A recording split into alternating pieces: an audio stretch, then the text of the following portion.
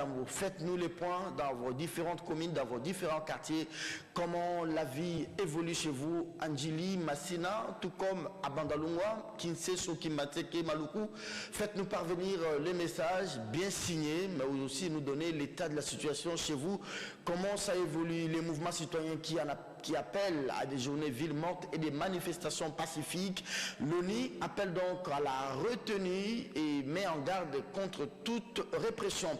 Conseil de ministres d'urgence, le gouvernement a adopté des projets de loi hier, d'abord pour féliciter non pas le gouvernement qui n'a fait que son travail, la loi électorale a été adoptée hier en Conseil des ministres, mais aussi les budgets pour l'exercice 2018 et évalué en dépenses comme en recette à plus de 10 000 milliards de francs congolais. On va faire le calcul tout à l'heure.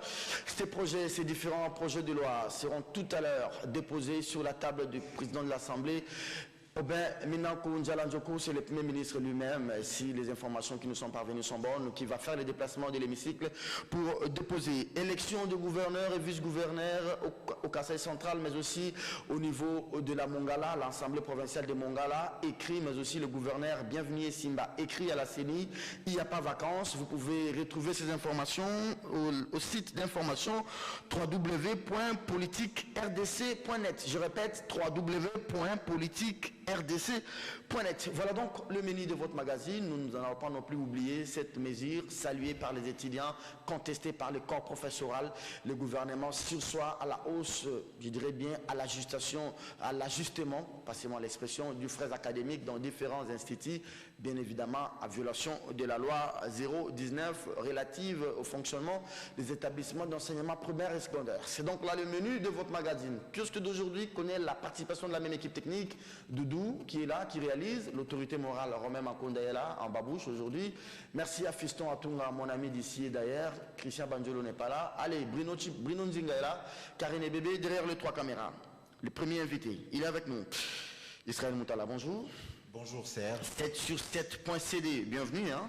Merci, merci beaucoup, merci de l'invitation. On peut retrouver quoi à la vitrine de 7 sur 7 ce matin? Bon, là on a parlé plus des appels à la mobilisation de différents partis politiques, notamment Félix Tshisekedi. Qui soutient les mouvements citoyens. Qui soutenait justement l'appel à la ville morte lancé par les mouvements citoyens. Il y a eu aussi l'envol avec la jeunesse de ce parti politique qui avait aussi appelé à une mobilisation générale des forces vives de la société pour soutenir cette journée ville morte et les différentes manifestations qui seront organisées dans les semaines et les mois. Alors vous-même personnellement vous avez quitté chez vous à Mwamba pour venir, on vous reconnaît un homme pondéré, un homme objectif. Si vous avez été demandé d'évaluer un peu les activités d'aujourd'hui, vous donnerez quelle cote? Bon, je dirais que c'est une journée ville morte, pas comme d'habitude. Il est vrai que de chez moi, comme j'ai toujours calculé, il n'y a pas de bouchon. Rigini jusqu'à ici, j'ai fait à peu près 20 minutes chrono. J'ai vu des policiers dans tous les carrefours. La circulation est fluide, mais il y a quand même des activités ça et là. Bon. C'est pas un véritable succès, mais ce n'est pas non plus un échec.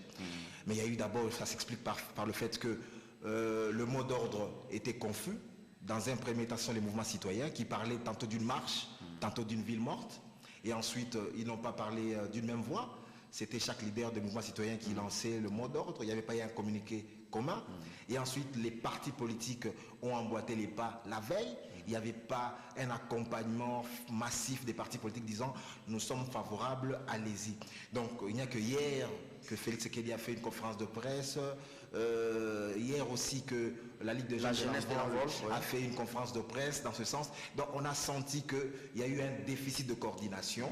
Mais malgré ça, malgré qu'il y a eu le message n'était pas clair, malgré qu'il n'y avait pas cette unité d'action des mouvements citoyens et des partis politiques, et vu aussi le déploiement de la police, des forces de l'ordre et les menaces qui ont été proférées contre les manifestants, on peut dire que c'était une réussite parce que les activités tournent au ralenti, quoi qu'on dise. Je vais revenir à vous, cher Israël Moutala, de 7 sur 7.cd. Alors, Israël, justement, a commencé déjà à réfléchir sur la question que je vais vous poser tout à l'heure, une question très ouverte. Est-ce que ce n'est pas aussi ces menaces de commandants de la police qui ont fait que les gens puissent être tués chez eux, ou bien les gens ont vraiment voulu répondre favorablement à cet appel des mouvements citoyens? Est-ce que les gens adhèrent à ces mouvements, ou bien c'est par peur d'une probable répression que les gens sont restés chez eux et tirés à la maison? Pascal Rongier, bonjour. Bonjour Serge. Bienvenue. Merci beaucoup. Vous êtes venu en sauveur de meubles, je vous appelle même les gardiens de la citadelle. C'est pas vous qui devez être avec nous ce matin, ça devait être Christelle Wanga, mais elle a désisté à la dernière minute, je ne sais pas pourquoi. On va peut-être suivre ce qui lui est arrivé ce matin. Bonjour et bienvenue. Merci, vous savez, ça toujours chez vous avez quitté pour arriver chez moi au bout de 8 minutes. Ça n'a pas été facile, j'étais quelque part, quand vous m'aviez signifié de la difficulté que vous aviez pour tourner l'émission, je me suis décarcassé, finalement j'étais un peu loin, mais dans moins de 10 minutes je suis arrivé.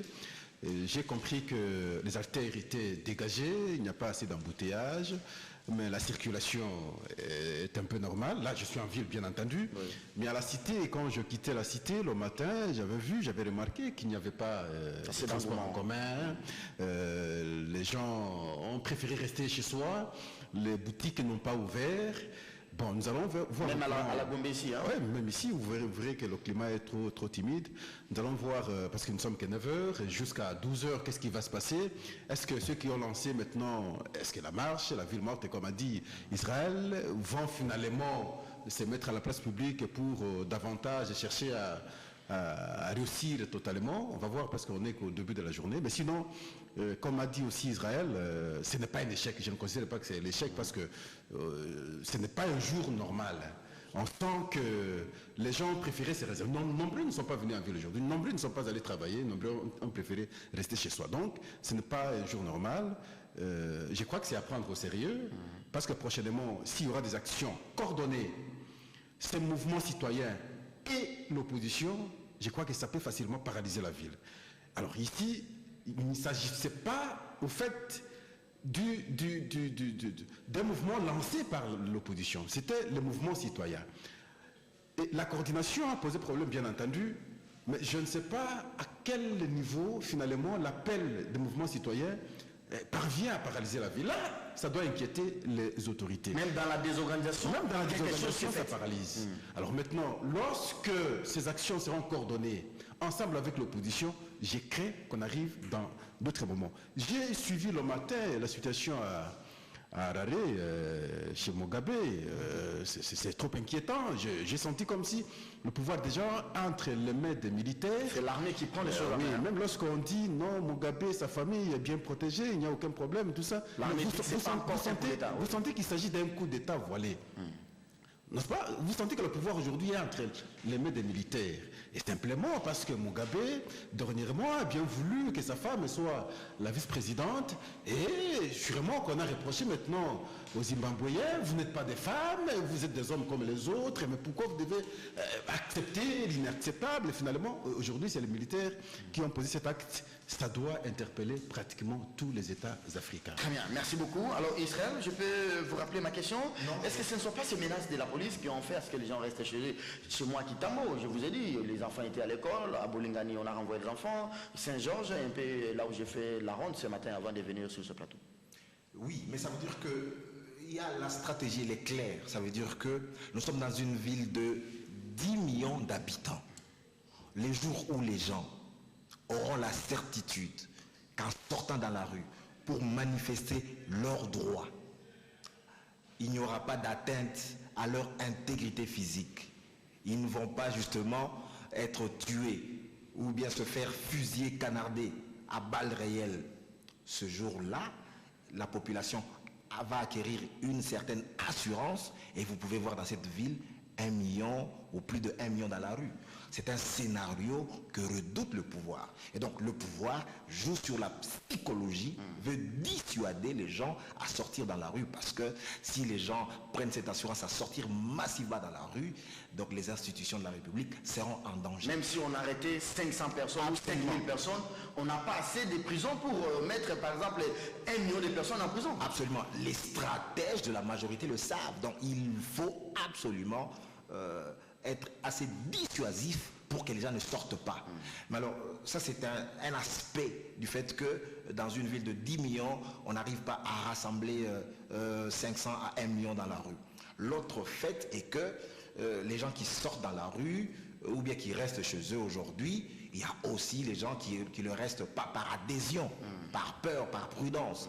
J'ai des amis, j'ai vu beaucoup de parents d'élèves qui ont dit par mesure de prudence, ils ne vont pas envoyer leurs enfants à l'école. Même mes amis de la majorité présidentielle, certains ont préféré garder leurs enfants à la maison parce que ils sont soucieux de la sécurité de leurs enfants. Une journée comme celle-ci, on ne sait pas comment est-ce qu'elle peut finir. Elle peut dégénérer, il peut y avoir les bus ou les véhicules, les particuliers peuvent être caillassés dans un coin. Bref, par mesure de prudence, les gens préfèrent garder leurs enfants. Donc, il y a ceux qui sont restés chez eux par peur, il y a ceux qui sont restés chez eux à la maison par adhésion. Dans quelle proportion? Je pense plus que on ne peut pas le déterminer avec certitude, mais si nous partons de l'hypothèse que la ville de Kinshasa est acquise majoritairement à l'opposition, donc on peut dire que la majorité est restée par adhésion et une minorité est restée par peur. Très bien. Donc ça c'est de manière objective, essayer de faire un peu une petite analyse là-dessus. Pascal, avant même d'aborder votre aspect, retenez aussi le fait qu'une ville, un pays ne devrait pas continuer à évoluer de la sorte. Sur le plan de l'image, ça pose un problème. Les investisseurs, peut-être aujourd'hui, regardez tous ces Indo-Pakistanais qui devraient travailler. Je vis même en bas, chez mon habilleur Emilio, les boutiques sont fermées à gauche ou à droite.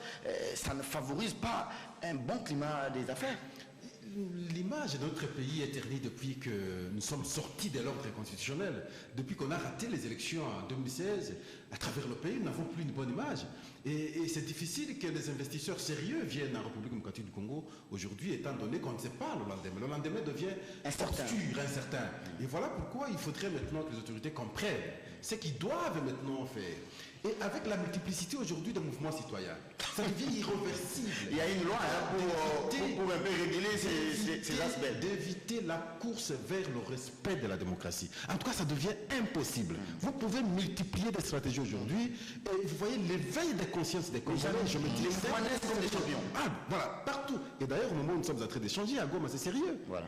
Voyez-vous? Et même la population aujourd'hui, quand vous lisez la population, vous voyez que la population n'attend qu'un mot d'ordre. Alors que ce qui n'est pas bon pour un pays.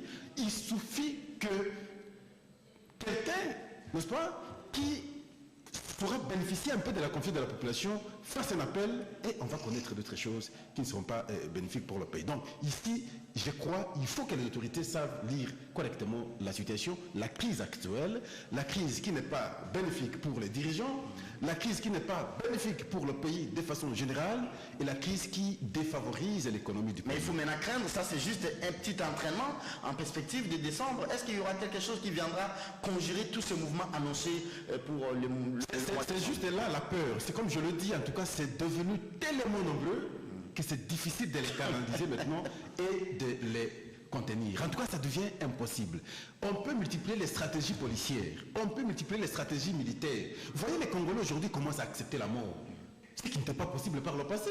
Et ça devient dangereux pour le pays. Comment maintenant faire pour remettre les gens dans la confiance? C'est là qu'ils devraient maintenant réfléchir. Et cela ne peut être possible que par l'organisation des élections. Cela ne peut être possible que par l'agir rationnel, optimal de dirigeants. Cela ne peut être possible que si maintenant on sait respecter l'accord signé dernièrement qui devient le texte essentiel du pays. Et je crois qu'on pourra maintenant désamorcer la bombe. Mais le contraire, en tout cas, je crains qu'on ne soit pas en mesure de stopper ce qu'on a pris comme là en termes de multiplicité des mouvements citoyens. Peut-être les faits et gestes que le gouvernement devra poser dans les jours à venir pourront peut-être rassurer les uns et les autres, notamment l'adoption de la loi électorale, notamment l'adoption du budget et son dépôt à l'Assemblée. Non, le départ, tous ces gestes-là ne vont pas contribuer vraiment à la manifestation de la vérité du gouvernement. Oui, parce que le calendrier est sorti, on a fixé la date des élections le 23 décembre avec une multiplicité de contraintes. Si, pendant les quelques mois ou les premiers mois, les signaux seront donnés de façon que la date là sera respectée. Et maintenant, les contraintes essentielles commenceront maintenant à être résolues. Je crois à ce moment-là, les gens pourront... Mais si le gouvernement fera le contraire, merci beaucoup. Je me dis, en tout cas, je crois qu'on risquerait de ne pas alors arriver au 23 décembre. Merci beaucoup. Maintenant qu'il y a déjà des signaux forts, la loi électorale adoptée au Conseil. Nous allons analyser. Oui, on va en parler tout à l'heure. Vous voulez réagir? Non, j'aimerais dire, Pascal a totalement raison. Ça veut dire que quoi que fasse le pouvoir, quoi que fasse Kabila, quoi que fassent ses ministres, on est dans un cul-de-sac. Il ne va pas s'en sortir. La crise est là. Ce n'est pas avec une loi sur les ONG qu'on va museler les mouvements citoyens. Peine perdue. Peine perdue. Il y a un malaise profond dans la société. Il y a une crise politique profonde. Et ce n'est pas avec les déploiements des forces de sécurité. Donc Kabila est en sursis. Il doit comprendre. Il doit évacuer très vite cette crise. Parce que là, il ne va pas dormir. Ça ne fait que commencer. Nous sommes aujourd'hui en novembre. Mais c'est une série d'activités qui va aller jusqu'en 2018. On va s'arrêter où? Il faut absolument qu'ils comprennent qu'il faut rentrer à la normalité. Et la normalité originelle. Absolument. Tant qu'on n'en sort pas, tant qu'il n'y a pas un accord politique avec les forces sociales politiques significatives, on n'est pas sorti de l'auberge. Merci beaucoup Israël Moutala. Alors on prend le deuxième thème de l'émission. Conseil des ministres du gouvernement. Pascal, vous avez la parole avec ce deuxième thème de l'émission. Une grave décision, le gouvernement suspend l'ajustement des frais académiques. Vous avez suivi même, vous avez été témoin de tout ce qui s'est passé à l'ISTA. Bonne nouvelle pour les étudiants et pourtant très mauvaise nouvelle pour les établissements, les comités de gestion, les conseils d'administration. Ça ne surprend pas parce que c'était incompréhensible que les institutions augmentent les frais académiques.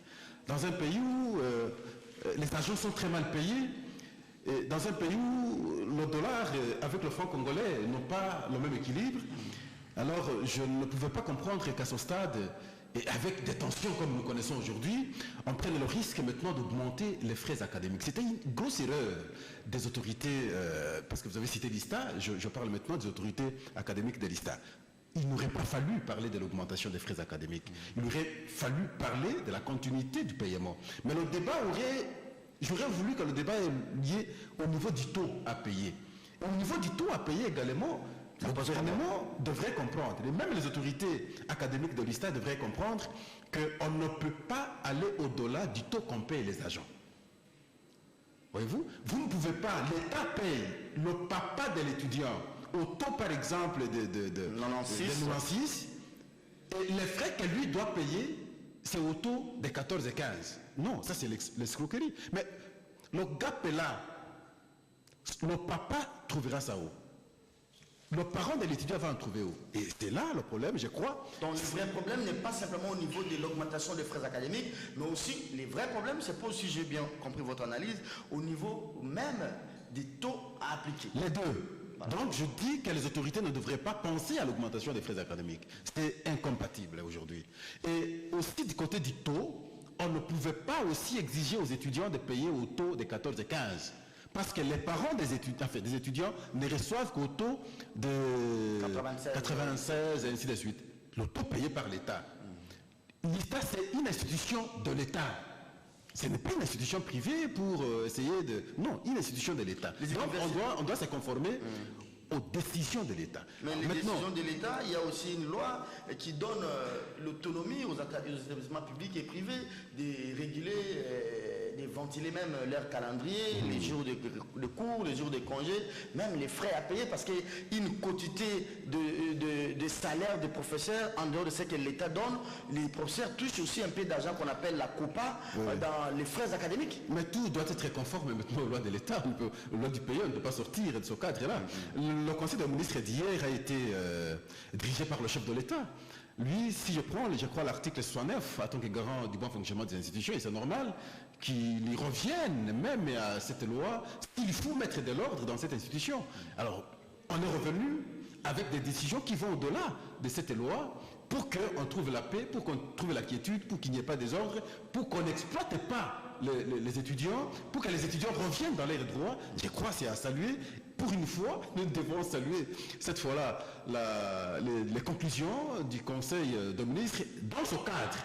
Je pense que c'est rétablir les étudiants dans leurs droits et permettre qu'il n'y ait pas de tensions, parce que si on n'avait pas trouvé solution à cette question, avec ce que nous avons comme ville pratiquement morte aujourd'hui, je crois que les étudiants allaient aussi récupérer la question et ça allait davantage paralyser la nation. Merci beaucoup pour cette analyse limpide. Israël, ça ne pose pas un problème, hein, parce que le Conseil des ministres s'est tenu à l'absence du ministre ayant en charge de l'enseignement supérieur universitaire. Steve Mbika n'était pas là, il aurait dû exposer. Bon, c'est l'ensemble du gouvernement qui prend des décisions, mais j'apprends aussi que les professeurs vont bientôt se réunir pour évaluer cette décision du Conseil des ministres qui casse l'instruction académique, la loi 019. Bon, la problématique ici, comme l'a dit, il faut être en cohérence. Les étudiants, pour certains, ont des parents qui sont fonctionnaires. C'est une question de cohérence. Vous pouvez demander aux gens dont les parents payent leurs frais académiques, qui touchent au taux de 960, et leur demander de payer leurs frais académiques au taux de 14,25. C'est pas cohérent. Où est-ce qu'ils vont trouver cet argent? Non, l'État doit être cohérent. Donc même dans les hôpitaux publics, il doit faire en sorte que tout ce qu'ils payent comme taux soit conforme au taux, pas au taux budgétaire, parce que le taux budgétaire lui-même n'a pas été vraiment n'a pas été respecté. Donc le taux réel auquel on paye aux gens doit être le taux qui doit être appliqué dans toutes les institutions de l'État. Bon, ils seraient plus intelligents. C'est qu'ils ont perdu en temps, ils peuvent le gagner en augmentant, parce que ils fixent un les taux, mais on augmente un peu le fond. On augmente un peu. Voilà. Donc c'est ça, c'est le problème, c'est quelque chose de psychologique.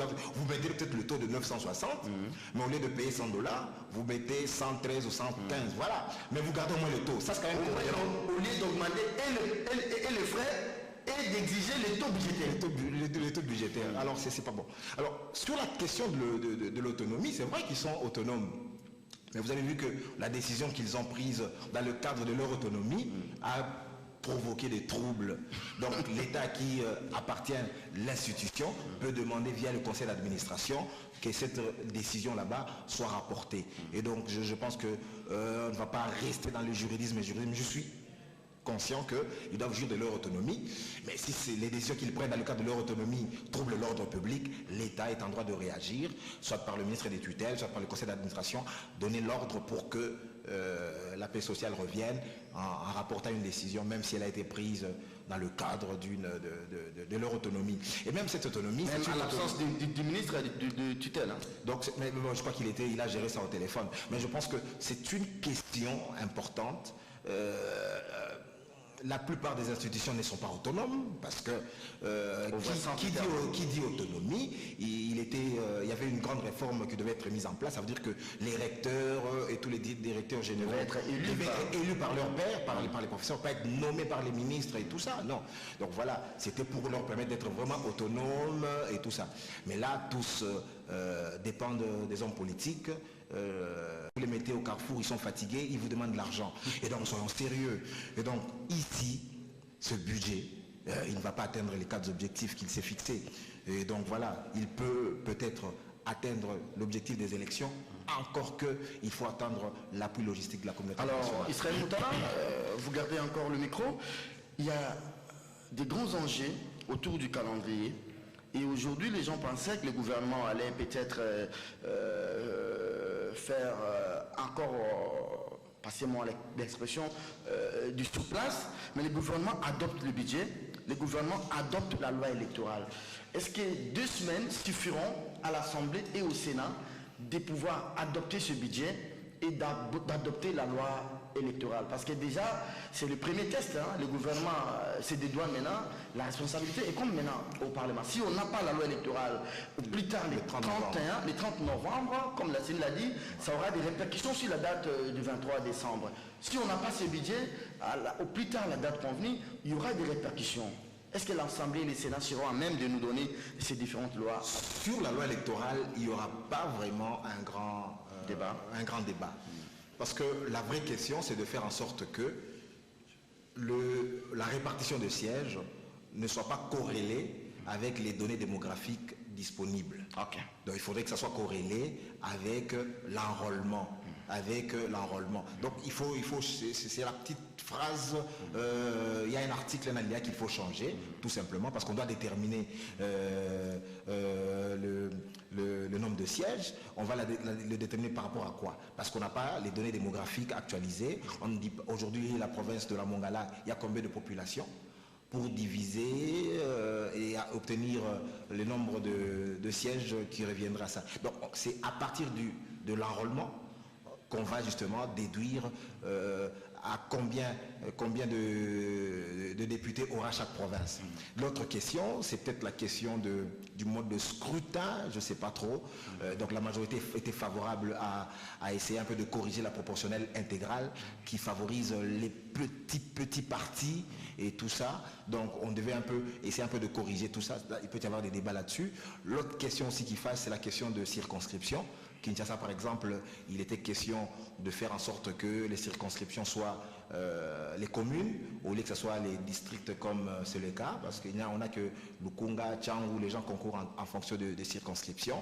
Bon, on voulait peut-être rapprocher les élus des électeurs en faisant que les 24 communes soient des circonscriptions. Bon, voilà un peu les débats.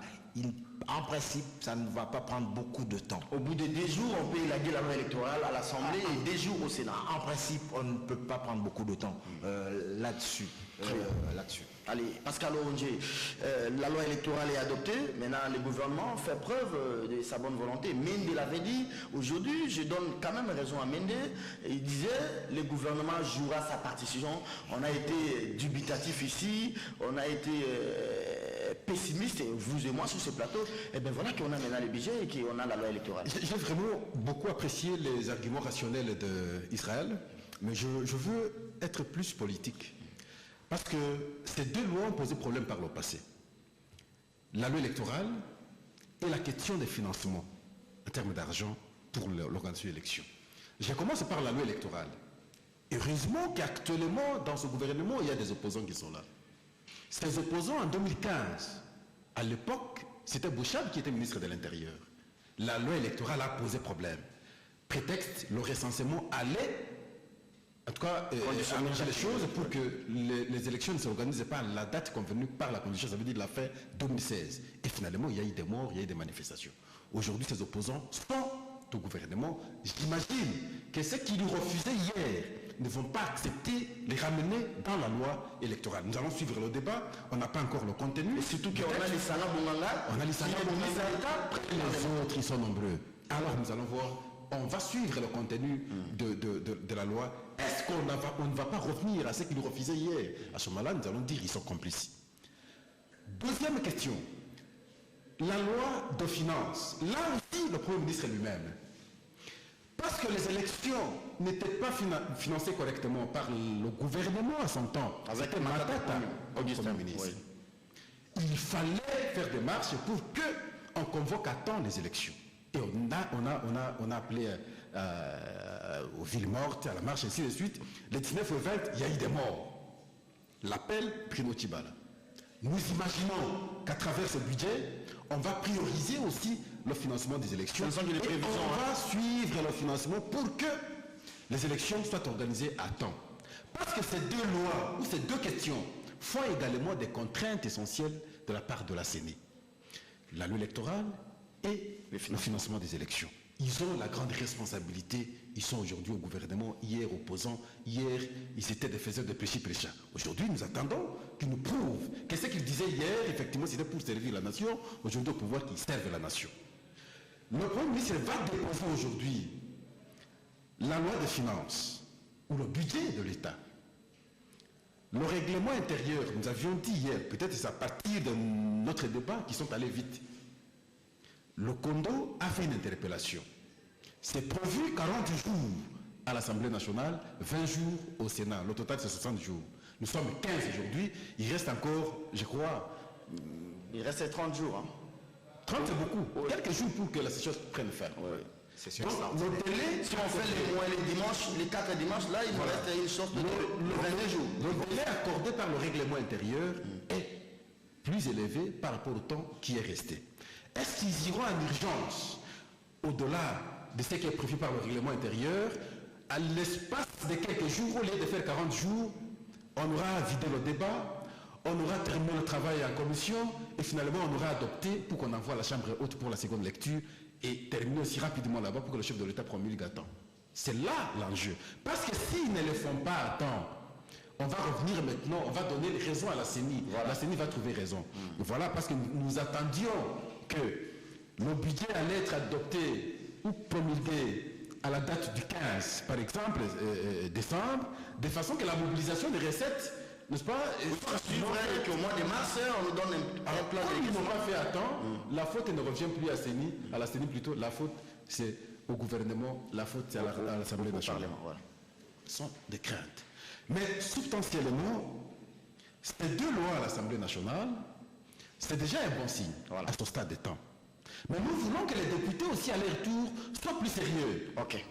C'est la sérieuxité dans le sens où ils débattent ces questions un peu comme en urgence.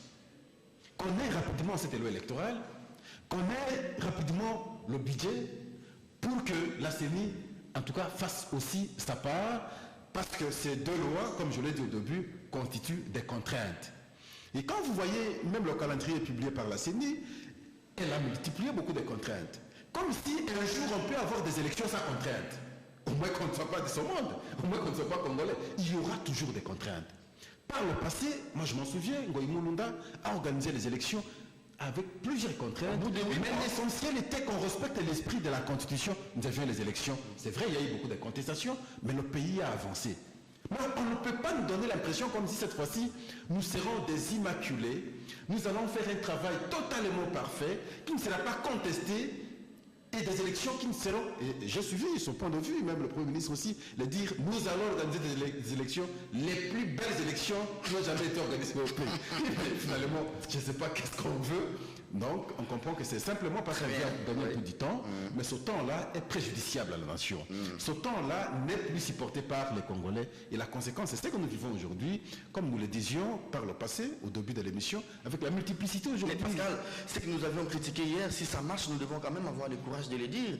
Hier, nous étions dubitatifs sur le fait que le gouvernement traînait les pieds pour déposer la loi électorale. On a critiqué le gouvernement, les budgets également. Mais aujourd'hui que ça marche, c'est maintenant, nous avons notre canevas qui est le calendrier. À chaque fois que nous venons désormais à kiosque, nous devons avoir les calendriers de la CENI et voir les contraintes par rapport aux dates et aux périodes. Si telle date est respectée, nous devons dire, voilà, c'est respecté. Si telle contrainte a été balayée, il faudra dire c'est balayé. Si ça n'a pas été... Non, nous avons encouragé, nous avions fait des analyses. Nous disons oui, c'est bien.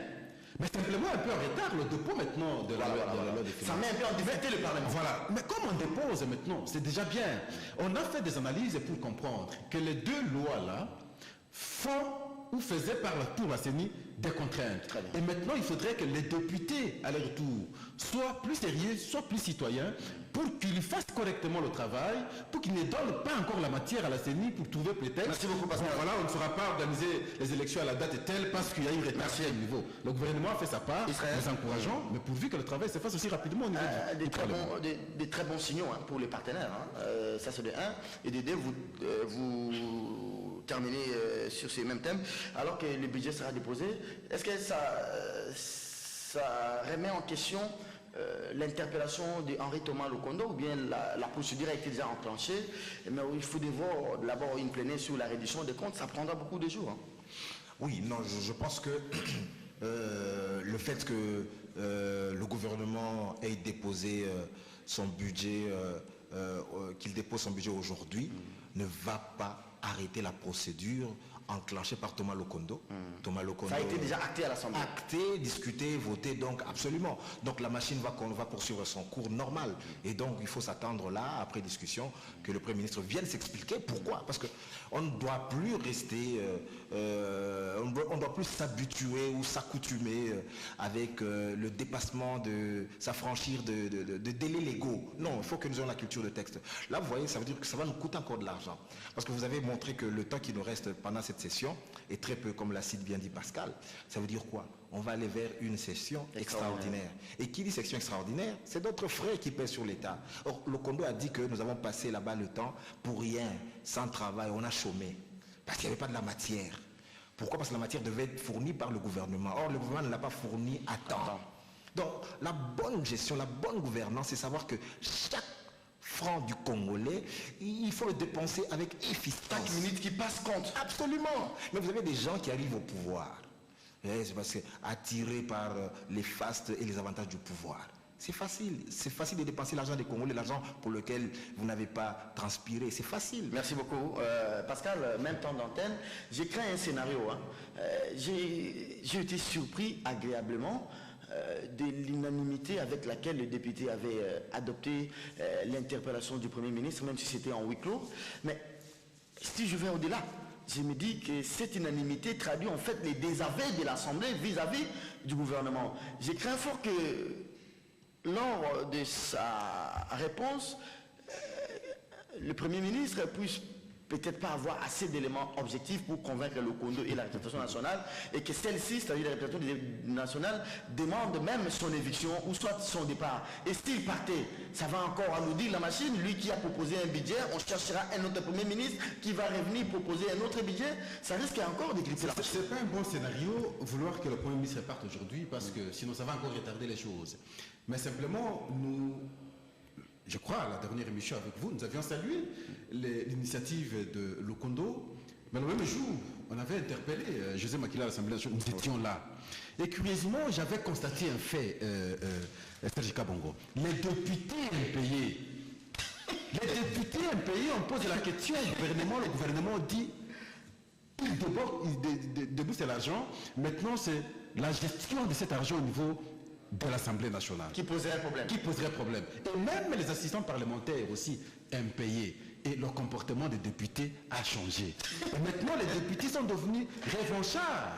Regarde maintenant de membres du gouvernement. La crainte est à son niveau. Ils risqueraient maintenant d'agir, non pas avec conscience, parce qu'il faut servir la nation, mais peut-être parce que le Premier ministre ne nous sert pas. Mais même Henri Thomas Lokondo lui-même se voit en difficulté malgré sa démarche. Il s'est dit, est-ce que je dois être jusqu'au boutiste pour demander la démission du Premier ministre? Une démission qui entraînerait encore, je ne sais pas moi, tout ce qu'on va connaître comme récap. C'est là le danger. C'est comme ça que nous interpellons également la gestion du président de l'Assemblée nationale, Obey Minakou.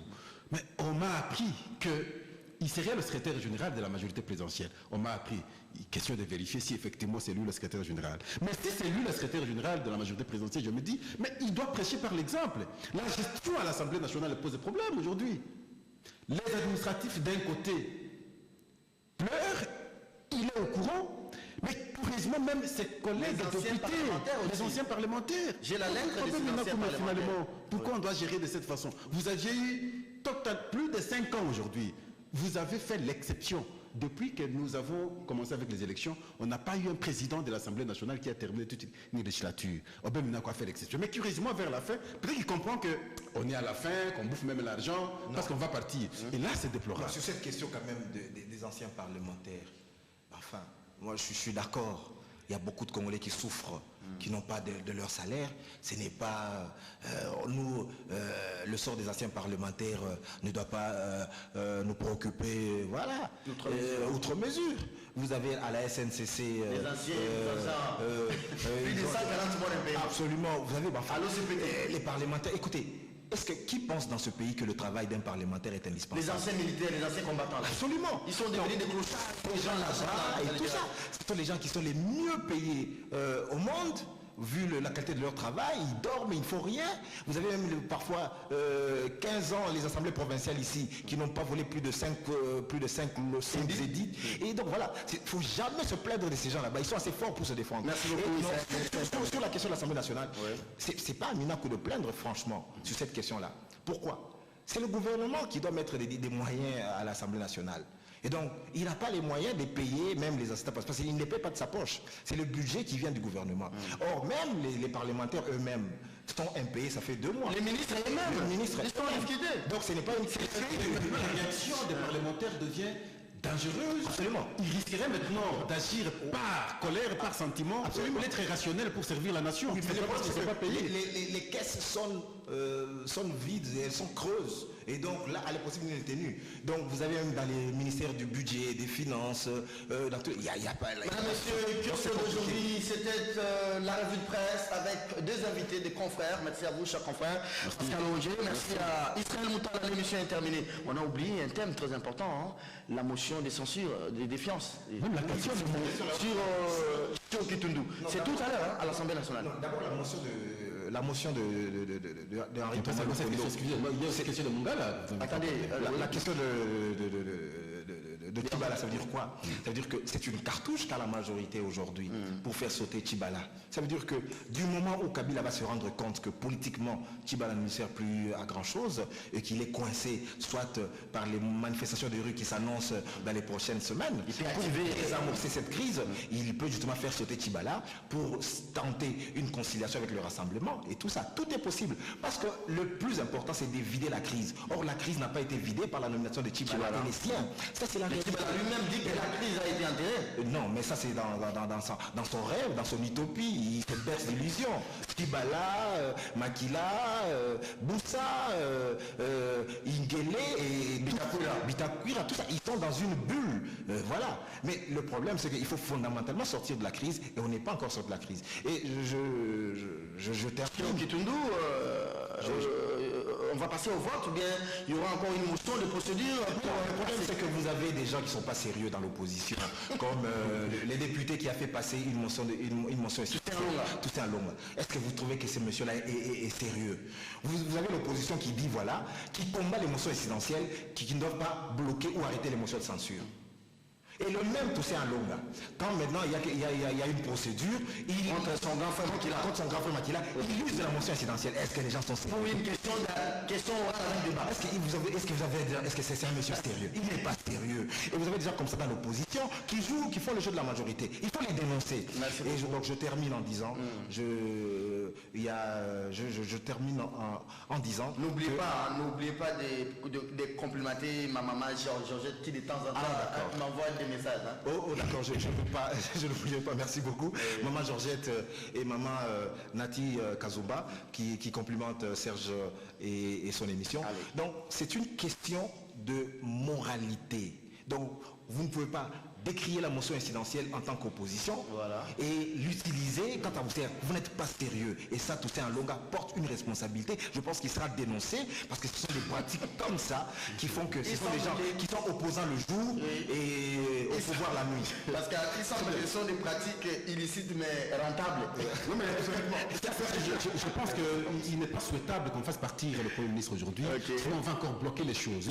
Kitundu, passeport. Non, d'abord, ce passeport, on n'a pas le temps. On n'est pas à l'école où vous Pour moi, il faudrait qu'il soit encore là, parce que l'essentiel aujourd'hui pour les Congolais, c'est savoir les élections. Si nous avons des tensions aujourd'hui, il y a dysfonctionnement des institutions aujourd'hui, c'est pas s'il n'y a pas élection. La question Toussaint Longa à l'Assemblée nationale comme motion incidentielle, simplement parce que le décret a été contresigné par plusieurs ministres. C'était rationnel. Et encore que c'était un décret, c'était pas un arrêté. Le Premier ministre lui-même, on pouvait même interpeller le Premier ministre, on n'a pas interpellé le Premier ministre. Le vice-premier ministre venait après le Premier ministre. C'est vrai, dans son secteur, mais je crois qu'on aurait dû d'abord faire appel aux ministres qui ont apposé leur signature, tous, et à ce moment-là, on poserait la question. Et Toussaint Longa n'a fait que poser la question de façon plus objective. Il a décrié ça hier quand c'est pas parce qu'on a décrié que même lorsque la démarche est objective, on ne peut pas l'aborder. La démarche de Zachary n'était pas objective et c'est comme parce qu'il s'agissait d'une motion qui arrêtait une autre motion. Mais ici, il n'y avait pas une motion qui arrêtait une motion, c'était une motion incidentielle sur une question qui était lancée. C'était normal. Et maintenant, vous aviez posé Choki Tondo. Bon, on attend parce que cette question pose des problèmes. Est-ce qu'on ira jusqu'au vote ou bien il y aura encore une autre motion? Non, il faudrait qu'on arrive jusqu'au vote en fait. Il faudrait qu'on arrive jusqu'au vote. Parce que l'auteur, lors même... Mais il a déjà résolu le problème, il dit maintenant il a pris l'arrêté, c'est $100. Pourquoi encore aller jusqu'à les tuer? Mais la question était posée, on dit il ne va pas mourir. Merci beaucoup, La Pascal. question était posée, il faudrait qu'il y ait débat à l'Assemblée Mais nationale. voilà, maintenant, parce que c'est une question qui a beaucoup divisé, la question de motion incidentielle. C'est vrai que peut-être ce qu'a dit Toussaint Longa peut être pertinent, mais on a dit que c'est à la plénière de décider par le vote, pas qu'on arrête ça en cours de chemin. Non, C'est ça on le a problème. voté pour. Oui, je suis d'accord. Mais c'est ça. Tout est. Non, mais Parce que même- Non, non, parce que j'étais sur place, c'était toute la plénière. Personne n'a été contre la motion. Objectivement, les gens avaient compris qu'il aurait fallu inviter tous les ministres. Et alors qu'il s'agissait d'un décret, le vice-premier ministre ne prend pas un décret. Merci Donc il fallait beaucoup. interpeller le premier ministre et les autres. L'émission est terminée. Je pense que ça ne sera pas une sorte d'aubaine pour la majorité qui demain, lorsqu'il sera question d'une motion contre un membre du gouvernement, membre de la majorité va aussi faire comme Alonga l'a fait. En tout cas, je crains que ce soit une jurisprudence. Absolument. Mauvaise. Parce que là, La majorité l'a fait combien de fois depuis dans le C'est la première fois qu'une motion incidentielle de l'opposition passe à mais ce l'Assemblée qui est nationale. curieux, c'est quoi? C'est quand même Toussaint Longa, il est de l'opposition, mais il soutient un membre du gouvernement. Et c'est lui qui avait initié la pétition contre Aubin Ménac. C'est lui qui avait initié la Disons que Aubin était en train de bloquer Non, c'est pas sérieux. les débats C'est pas parlementaires. sérieux. Non, C'est ce la qui démarche démobilise- était- c'est ce qui la démarche- démobilise aussi aujourd'hui la la dé- population. non, non, Parce la que démarche vous avez était les poussée à opposants son qui ne sont temps. pas constants, qui jouent double jeu. Non, la démarche C'est de pas Toussaint bon. à son temps, c'était de reprocher qu'une motion incidentielle empêche une autre motion. C'était ça. Mais dans le cas d'espèce, il n'y avait pas une autre motion avant. C'était une question normale. Ok. Et maintenant, parce que la Ok, démarche ok, n'était pas ok, normale, il fallait maintenant prendre une Donc motion. c'était une question orale avec débat, mais c'était pas une motion de défiance contre un membre du gouvernement. Merci beaucoup, ça c'était une précision détail. Merci à Pascal, vous étiez un ancien assistant parlementaire? Bon, j'ai eu à passer mon temps à la cellule de la communication de l'Assemblée nationale. Et curieusement, c'était avec Aubin Minakou. Avant d'être chassé On par- pensait qu'il changerait, mais curieusement, il ne Merci change pas. beaucoup, l'émission est terminée. Merci aux invités et à vous, chers téléspectateurs, d'avoir été de nôtres. Kiosque va revenir demain sur les sujets d'actualité. Au revoir.